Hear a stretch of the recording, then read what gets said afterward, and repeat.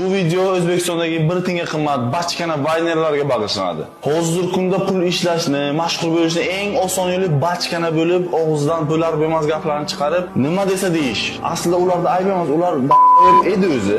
Xalq ularga ergashayotganda hamma. Yoshlar ularni prosmotrini ko'rib o'shalarga ergashyapti. Men sizlarga bitta gapni aytaman. Erkak kishi o'ziga yarashadigan ishdan pul topish kerak. O'zi qilib biladiganidan emas. Hamma narsa oddiy emas. Erta mabodo shu vaynerlarning o'g'li chinakam erkakdek katta bo'lsa va so'rasa, "Ota, shu yo'l bilan meni boqqanmisan?" desa va shu videolarni ko'rsatsa, "Ey degan ekaning" desa, nima degan odam bo'ladi? Shu narsa to'g'ri deb o'ylaysizlarmi? Hamma million yomon deydi, hech kim ko'rmang demaydi. Men sizlarga aytaman, ko'rmanglar, musul kontent. Ularni bu gaplar g'ururga tegishi mumkin, lekin o sahnaga chiqib qizlarning kiyimini kiyib, yubkasini kiyib, qiliqlarini qilish g'ururga tegmaydi. Bu gaplar lekin g'ururga tegishi mumkin. Xalq sizlardan nimadir manfaat olish kerak. Hamma narsaga fahshni aralashtirib, 18+ narsalarni gapirish kerak emas. Og'izdan nima chiqyapti? Ham shaharim bo'lsa ham shu xoliqi ham boshqasi ham normallik o'zini visit qilmaydi.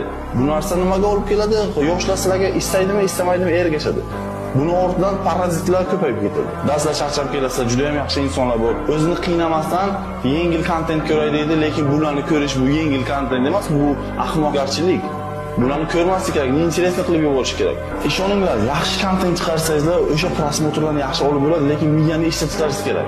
Miyani ishlatmay pul topish hammaga ham yoqadi, lekin buni javobi bor, badali bor. Men sizlarga yuragim achinganidan gapiryapman. Ular o'zgarmasa o'zgarmas. Sizlar o'zgaringlar, yoshlar ularga e'tibor bermanglar. Yaxshi narsalarni, yaxshi kontentlarni ko'ringlar. O'sha bir tinga qimmat bachkana bisalkovik vaynerlarni kommentariyada yozib belgilab qo'yinglar, ko'rsin, bilsin. O'zlaringizni o'zgartiringlar. Ertaga sharmanda bo'ladigan ishlarni qilmanglar. Bugun 4 so'm pul topaman deb erkaklik sharmlaringizni yo'qotmanglar.